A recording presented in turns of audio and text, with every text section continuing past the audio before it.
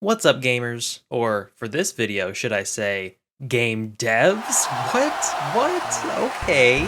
For those of you who don't know, I'm making a Metroidvania called Shifted Heart. Link in the description to the store page, maybe wishlist it, you won't. And one of its main selling points is the ability to customize a loadout and use that loadout you built in clever ways to get past obstacles. One of those abilities is transforming yourself into a sword and slashing in a direction. Or at least, it was, kinda, but you'll get it later. You see, getting real with you for a second, Shifted Heart is the first game of this scale I'm trying to make. One of the reasons I chose to make a Metroidvania is that I knew it would push me. There's a large map, multiple unlockable abilities, combat, bosses, saving and loading data, that one was a real doozy, music, enemy design, lore, it's a lot of stuff that I honestly wasn't super comfortable doing yet. So at the start of development, I attempted to make a V-slice of Shifted Heart, or a vertical slice. One area, a couple attacks along with the system for changing your build, and a couple enemies. One of those abilities I made was this sword attack, so it's really outdated, and not nearly as good as one I could make now, so I'm making one now. This is how the sword attack looks currently.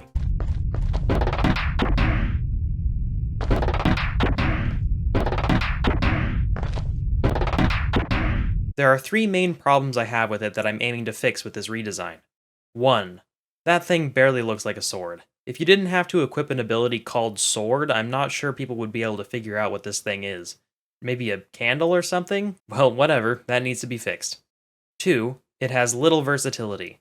The animation is the same whether you're going up, to the side, or down, with the same timing and everything.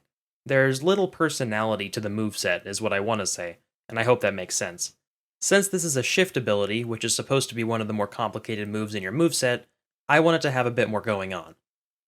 3. Its combat applications are actually pretty limited.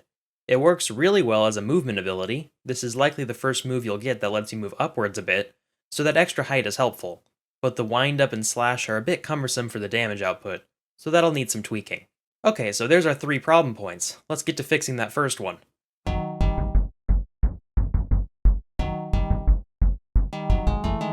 I opened up the original animation in Sprite to see what I could maybe salvage from it, and I immediately saw the problem. The canvas size is tiny. This was back when I was uncomfortable giving the player any animations that went outside of a 16 by 16 box, which is part of the reason I wasn't able to make this thing look very good. I mean, the color choice was also pretty bad. Definitely should have put some lighter colors along the blade, but yeah, you know what, I just need to completely scrap the original animation. Everything other than the starting frame is pretty worthless. Next thing I did was open up the canvas. Some breathing room for my guy. I bet he appreciates that. Next up, let's make something that actually looks like a sword. There we go. Now for the transition frames. The protagonist is made up of a mostly liquid substance, so making these sorts of transitions is pretty easy. Just kinda move the colors until they get to where they need to be, and there we go, that's our transition. There's precedence in the game for a weapon to flash white before it strikes, so I added a little white flash for right when the sword pops out. And our starting animation is done. Time to save that and get on to the next animations, where the sword actually performs attacks. This is where I think I should go over rotations. Rotating a sprite in A-Sprite should only be done to get a rough idea of what a thing should look like. Otherwise, you'll get results like... So basically, just be ready to do some revising. It's also important to keep track of roughly how many pixels long the hilt and blade should be. That way there aren't any jarring moments where the sword looks like it changed size mid-swing or anything, because that ratio is going to be distorted and wrong after every rotation. Adding some faint blurred movement lines can emphasize the rotations, especially since in-game, this is going to be pretty small, and this has to read clearly. Some more amazing rotations and revisions later. With another white flash for good measure, I had created a side swing animation. Nice! Let's just put that into the game. Not so fast! We've fixed problem 1 on our list, but I think if we do a little bit more work right now, we can get started on problem 2.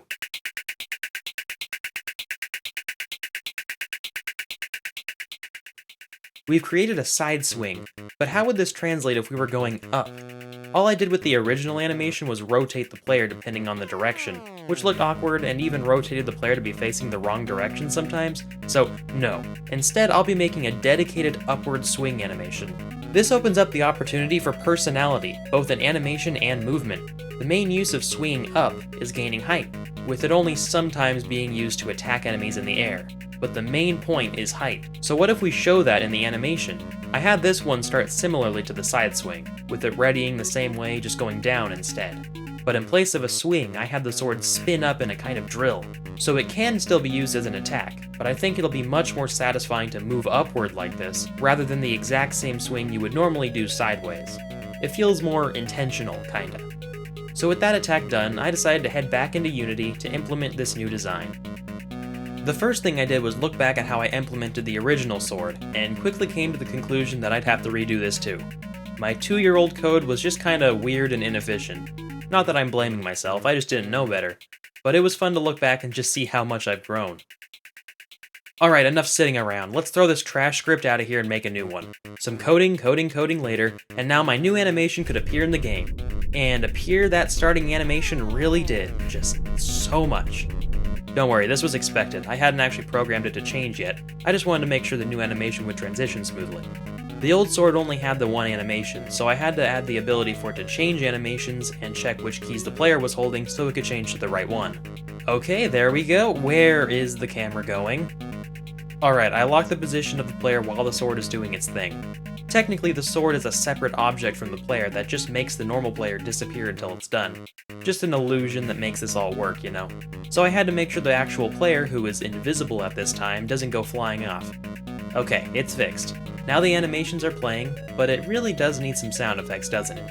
Enter Beatbox, an online tool that I also use to make music. It's great for making video game sound effects. I just play around with the percussion channels a bit and try to sync it up with the animations I had playing on my other monitor, and there we go! There's some nice sounds to make the movement feel better.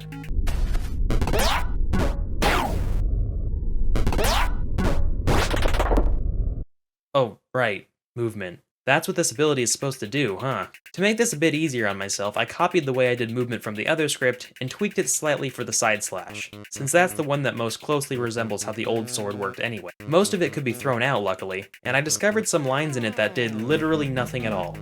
Kinda funny to find those now, I guess. Just not sure what was going through my head back then. Okay, let's try this out. Why can it only swing left? Okay, I fixed it. It goes both ways correctly. Phew, that was a bit scary there, wasn't it? Still can't go up yet? Alright, I guess I'll do it. Fine. For moving up, I decided I would make it move in real time rather than just teleporting.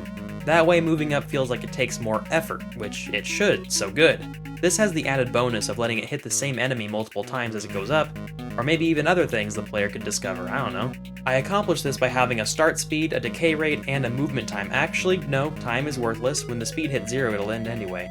I guess the impulse to make useless code will never leave me. After changing these numbers a few times in Unity, I got a combination that I thought felt pretty good.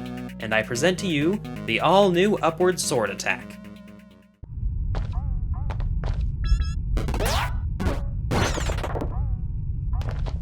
Wow, what a day. 2 whole new attacks for the price of 1 ability. I mean, what else could you ask for? It's not like there's another direction I could make an attack for with this thing. I couldn't sleep that night, knowing I had neglected the final direction.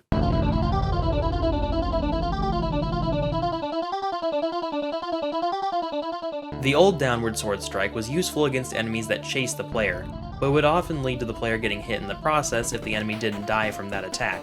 So I decided the down attack would be a stab, and it would also pop the player upwards slightly so they had a chance to move out of the way of the enemy just below them.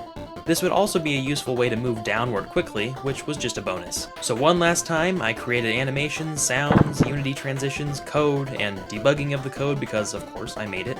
And here is the final result.